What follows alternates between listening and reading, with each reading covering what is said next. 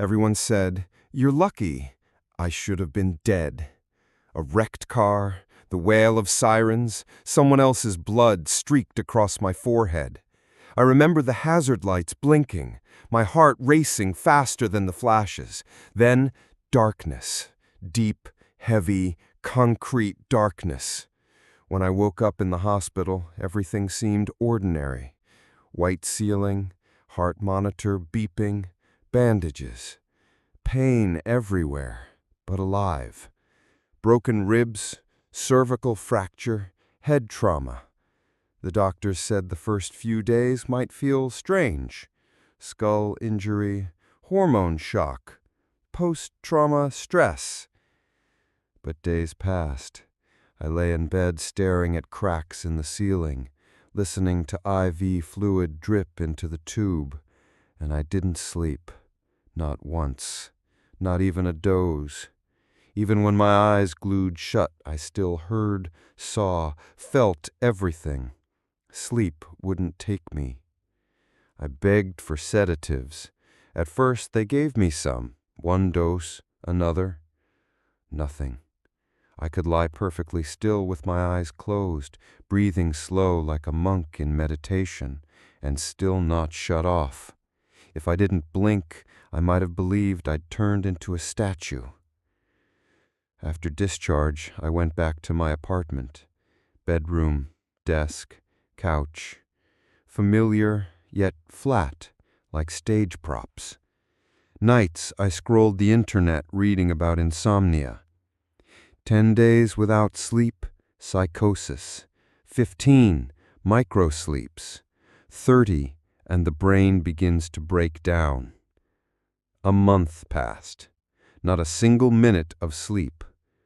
But I was still lucid. At first, I thought maybe I'm unique, a mutation, resistant. But reality began to change. Colors washed out. Time stretched and snapped all at once. Faces of people looked flat, glossy, masked-like. Calls from friends, hollow. Things in my apartment shifted when I wasn't looking. I could swear I'd left a cup on the left side, and there it was on the right. I shut myself in, disconnected the phone, cut off Wi-Fi, triple-locked the door.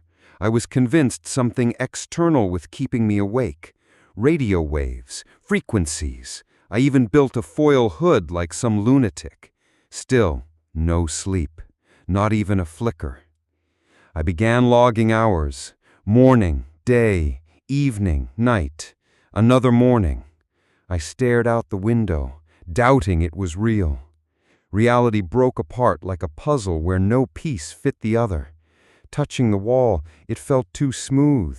Food tasted metallic. My own voice, strange, not mine. And then I started seeing the extra. First in the mirror. My reflection blinked out of sync. When I turned my head, it lagged behind. Sometimes it smiled when I didn't.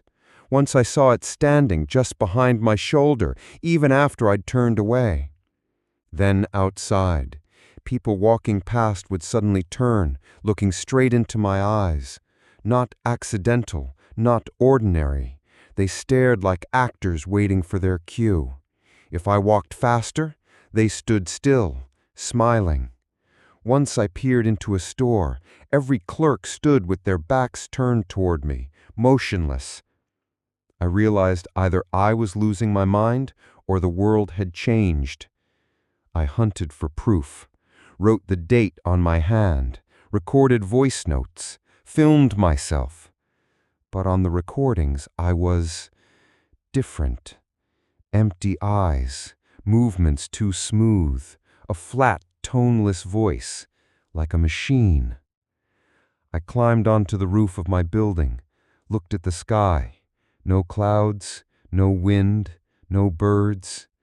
The air stood dead, and I thought, what if I'm still there, in the car, in the dark, and all this just an illusion?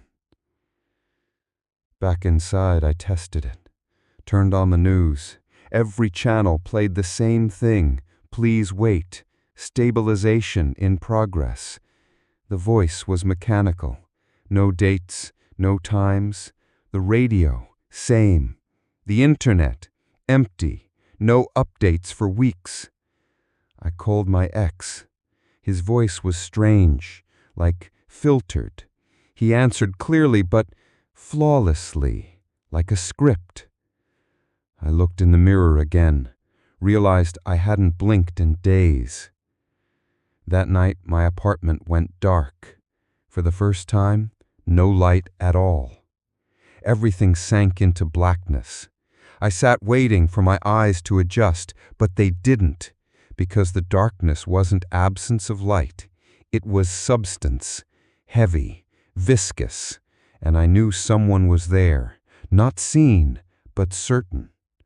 He didn't move, but he breathed with me, sometimes whispered, and then I heard it clearly. Your body sleeps. You're the one refusing to go. I woke up in a sterile white space, for the first time fully refreshed. Clean light, smooth floor, no walls, no shadows, only me and another me, across from me, calm, silent eyes. He didn't move, didn't blink, and then it all vanished. When I woke again, a doctor stood over me in green scrubs. I didn't know him, but he looked at me like we were familiar. I tried to speak, couldn't. Tried to lift a finger, my body wouldn't respond. He spoke, but his words blurred, muffled like underwater. I saw my hand, gaunt, pale skin, veined, thin fingers, a plastic tag around my wrist. Name, Evan Bruner. Status, coma. Ward, intensive care. I screamed, but no sound escaped, like in a dream. Machines kept me alive, beeps in my ears, the rhythm of my heart. On the monitor, waves of brain activity. And then I saw myself from outside, on the hospital bed, still, eyes shut, but inside, me, a mind refusing to let go, a brain clinging to its final sparks. I didn't survive. Not fully.